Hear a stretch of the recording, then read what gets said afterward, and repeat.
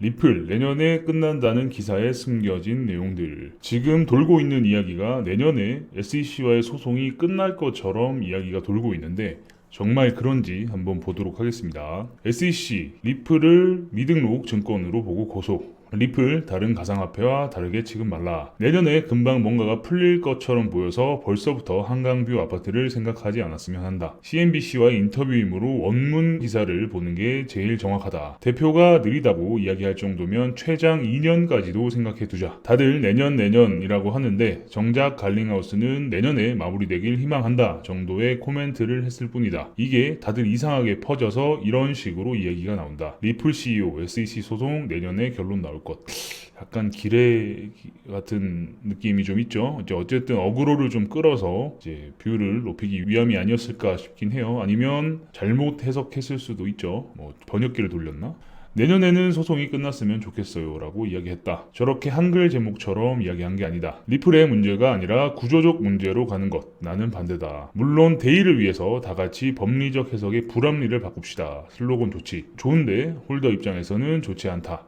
그래 우리 SEC는 잘못 판단을 하지 않았어 우쭈쭈 이렇게 가버리면 SEC의 잘못이 아니라 하위 테스트가 낡은 거야 라고 하면서 이 규칙을 새로 한번 다듬어 볼까 라고 이렇게 협의체를 구성해서 새로운 규칙 제정으로 가는 방식으로 가면 전 세계 어디든 이런 밑작업만으로도 한 분기는 가볍게 넘긴다. 어쨌든 지금 SEC가 리플한테 태클을 건 상황이죠. 그죠? 그런데 그게 대의를 위해서 다 같이 법리적 해석의 불합리를 바꾸자라는 게 낡은 테스트가 잘못돼서 SEC가 잘못한 게 아니라 결국에는 새로운 산업이 나오면서 SEC가 기존에 자기네들이 활용하던 기준을 가지고 판단했기 때문에 잘못된 거야. 때문에 SEC 너네는 잘못 없어 라고 가면 안 된다는 거죠. 그래서 여럿이서 협의체를 만들어서 우리 다 같이 다시 한번 이야기해볼까? 라고 이야기하면 한 분기 최소 3개월 이상은 걸린다라는 거죠. 거기서 나오는 결론으로 리플과 SEC는 아무도 지고 이기는 것 없이 이렇게 갈 것이다. SEC, 우리는 과거 기준에 맞춰 리플을 때렸는데 새로운 기준이 생겼네. 여기에 리플을 소급 적용해주는 걸로 오케이? 개 느리지만 서로 간의 안전한 승리 과정인 셈이다.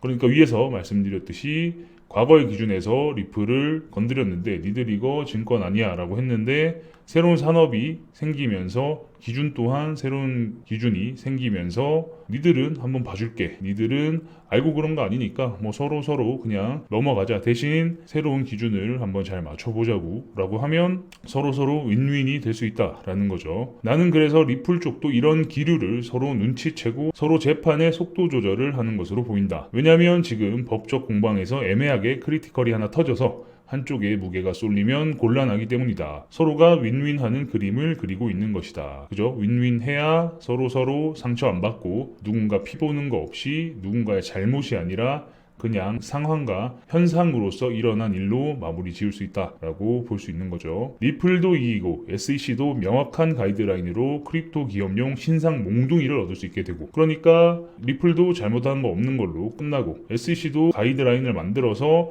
리플 말고 이제 다른 놈들을 두들겨 팰 수 있는 신상 몽둥이가 생긴다라는 거죠. 좋은 게 결코 아니다. 리플 홀더를 보면 누가 무슨 10년짜리 채권이라도 산 줄 알겠다.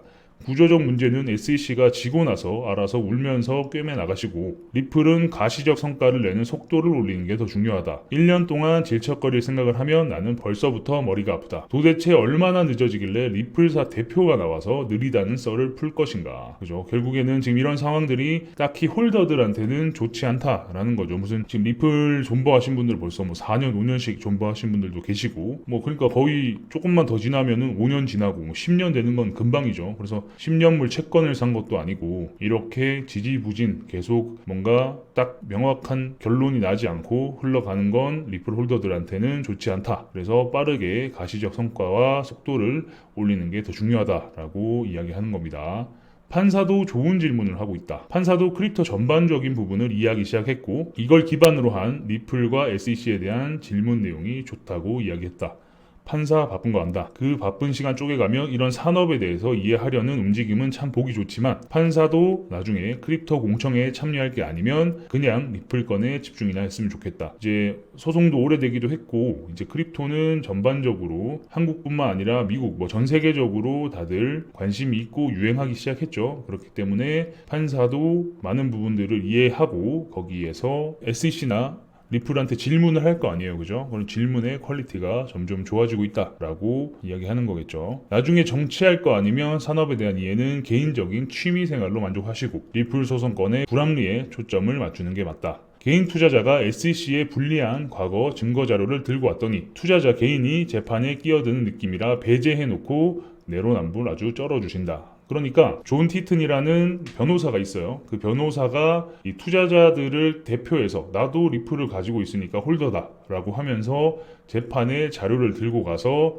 이제 이야기를 했더니 증거 자료를 들고 갔더니 이제 판사가 야 무슨 SEC와 기업이 지금 재판을 하고 있는데 개인이 와가지고 여기에 껴들어 하면서 넌 저리 가 있어 라고 한 사건이 있었죠. 그렇기 때문에 배제를 했다라고 이야기하는 건데 결국 이런저런 질문을 하면서 자기도 비슷한 제스처를 취하고 있다라는 거죠. 신선 노름 못하게 리플 몇 개를 판사에게 에어드랍 했어야 됐나. 평소에는 기계적 중립이니 용서해주니 이런 소리 하다가 막상 지 주머니랑 연결이 되면 갑자기 엄해지는 게 판사다. 그러니까 결국 판사도 리플을 가지고 있으면 리플에게 유한 판결을 내리지 않았을까라고 농담처럼 이야기하는 건데 어떤 사례가 있는지 한번 보겠습니다. 판사 전세금 떼먹으면 법대로 플러스 괘씸죄. 정말 판사에게 리플 에어드랍이라도 했어야 했다. 참 이건 우리나라 이야기인데 2004년 12월 집주인 행세를 하면서 판사의 전세금 1억 원을 가로챈 혐의로 구속 기소된 30대 여성에게 법원은 구형량 4년보다 많은 징역 5년의 중형을 선고했다. 당시 검찰은 선고량이 너무 높다며 항소했다. 전세금 사기 사건에 점점 가는 건데 결국 기소를 해서 검찰이 구형을 하고 판사가 이제 판결을 해서 형을 선고하게 되죠. 근데 검찰은 4년을 구형했는데 같은 판사의 돈을 떼먹었다는 이유로 4년을 구형한 거에 1년을 더해서 5년의 중형을 선고했습니다. 이게 참 말이 안 되잖아요. 그죠? 그래서 더 웃긴 건 검찰이 다시 항소를 했다는 거예요. 너무 높다고. 참 웃긴 거죠. 검찰은 얘 잘못했으니까 벌 세게 줘야 된다. 판사님, 얘 진짜 제대로 벌 줘서 사람 만들어야 됩니다. 를 이야기하는 거고 변호사는 아닙니다. 얘가 원래 그런 애가 아닌데 뭐 2차 저차 해서 이렇게 된 거니까 좀 봐주십시오. 이렇게 이야기하는 게 변호사잖아요. 보통. 근데 여기서는 판사가 5년을 때려버리니까 검찰이 이거 너무 셉니다. 판사님 저희 항소해서 다시 재판을 받겠습니다라고 했다라는 거죠. 정말 웃긴 상황이죠. 지들 친구라고 5년 때린 판사도 있다. 오히려 검사가 진정하라고 항소했다. 참 재밌는 상황이죠. 리플은 속전속결을 위해 리플을 판사에게 에어드랍 했어야. 농담이다. 그냥 답답해서 그랬다. 그렇죠. 그 CTO가 지금 팔고 있는 물량이 아직 어마어마하게 많이 남았죠. 한 7억 개의 리플이 남아있는데 한 1억 개만 판사에게 쓱 찔러줬어도 벌써 끝나고도 남았지 않을까라고 오죽 답답하면 이런 상상을 해봅니다. 그죠? 명확한 규제가 없어서 그랬다. 규제를 만들고 판결이 날 때까지 기다릴 게 아니라 리플은 좀 더 적극적인 대처가 필요하다. 미국 내 정확한 규제가 없어서 그랬으니 피해자로서 종결, 이기고 끝내야 한다. 그걸 위한 비싼 변호인단이 있는 거다. 그저 리플은 지금 천문학적인 비용을 소송에 사용하고 있습니다. 변호인들에게 엄청난 돈을 지불하고 있다고 해요. 이기고 나서 천천히 유럽이나 타 국가처럼 가상자산 규제안을 서로 제정하면서 여러 구성원들의 이야기를 듣는 게 순서다. 참 멋있게 생겼네요. 갈링하우스. 마늘 형님 참 멋있게 생긴 것 같습니다. 그죠? 이걸 호재라고 생각하면 나는 너무 가슴이 아플 것 같다. 잘생겼다는 게 호재가 아니고요. 내년에 이제 소송이 끝날 것 같다라고 못 박아서 나온 기사 같은 거에 호재라고 사람들이 반응하면 가슴이 좀 아플 것 같다라고 이야기하시는 겁니다. 그러니까 지금 나오고 있는 이야기들은 호재가 아닙니다. 내년에 끝난다는 게 딱 결정이 돼서 끝난다라는 게 아니니까 너무 장밋빛 미래만 그려서는 안 된다. 라고 말씀드리는 겁니다. 커뮤니티에 들어오시면 리플에 대해서 더 자세히 이야기할 수 있고 많은 이야기 나눌 수 있으니까 많이들 들어오시면 좋을 것 같고요. 아래에 보이시는 화면은 저희 회사에서 직접 개발한 API 트레이딩 프로그램입니다. 바이낸스, 비트맥스, 바이비트, FTX 네 군데 거래소에서 사용 가능하고요. 자동 호가 기능부터 해서 거미줄 기능, 스프레드, 스캘핑 모드, 키보드를 이용한 단축키 트레이딩 등등 여러 가지 기능들이 있으니까 관심 있게 봐주시면 감사하겠고 어떻게 동작하는지는 제가 잠깐 보여드리도록 하겠습니다. 주문이 체결되었습니다. 매도 주문 입력 주문이 체결되었습니다. 스프레드 주문 완료. 스프레드 주문 주문이 체결되었습니다. 주문 취소. 주문이 체결되었습니다.